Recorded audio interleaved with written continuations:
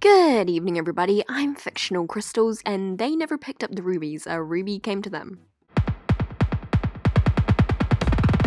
Okay, so the crystal gems are in huge trouble. The past few episodes have been focusing on Steven doing stuff or being too accepting to people too soon. Like how he immediately accepted Ronaldo into the crystal gems, did stuff to please Lars, and now accepted Navy into the crystal gems very quickly. Each of those times it backfired on him, but none as bad as this. I hope it's finally clicking with him to not trust people so easily.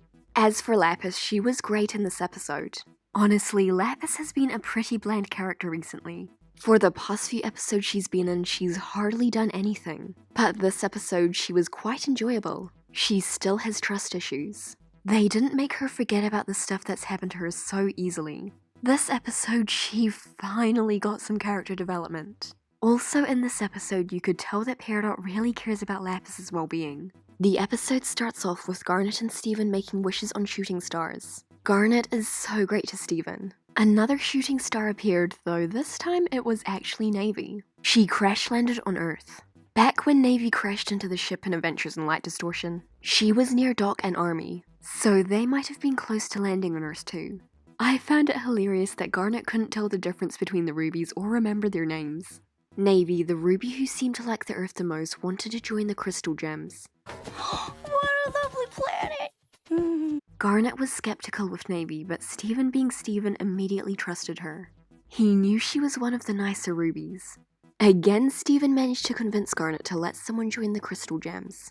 This time to convince her, he referenced how Ruby and Sapphire joined the Crystal Gems.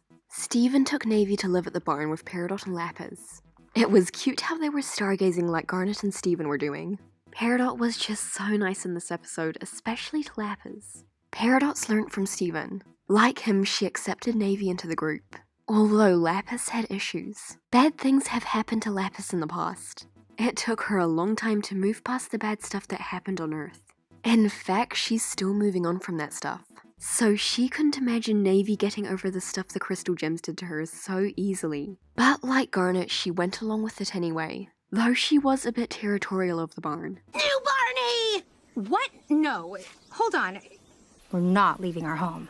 They taught Navy about Earth. There was a whole bunch of references to Peridot's redemption arc, including stuff on the chalkboard and showing Navy the rain. Seeing how easily Navy understood and accepted all of it made Lapis feel bad. Lapis was comparing herself to Navy. Lapis already felt like a bad person, seeing how nice Navy was made her feel even worse. Moving on, they show Navy the rest of the barn. As most of us thought, Lapis likes sleeping, explaining why her hair is usually pretty messy. She was talking about how it was hard to get at first, but Navy got it immediately. Though I don't think Navy was actually asleep. Lapis got one-upped in the cornfield too.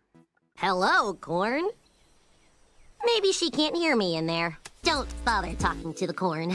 It can't hear you. By this point, Lapis had enough. She wasn't mad at Navy, she was mad at herself. Mainly for not getting accustomed to Earth easily. Lapis is finally getting some character development. Peridot and Steven go up to comfort her on a trash can lid, which she said she did on her Twitter before. Navy supposedly felt sorry for Lapis. She said that her ship was the only place she really belonged. So Steven suggested they'd go for a ride in it. Lapis actually started feeling better while they went on the ride. Then they found out Navy tricked them and betrayed them all. Jeez, Navy was so creepy in this scene. Lapis, Peridot, and Steven all fell out of the ship. Lapis was right. Not even the nicest people changed that quickly. Unfortunately, Navy manages to get away with the ship. Even if Lapis wanted to, she couldn't have gotten the ship. The ship can go faster than light, there was no point in chasing it after they fell off. Though while they were still hanging on to the ship or falling from the ship, Steven could float, Lapis could fly and waterbend all the ocean underneath her, and Peridot could metal bend.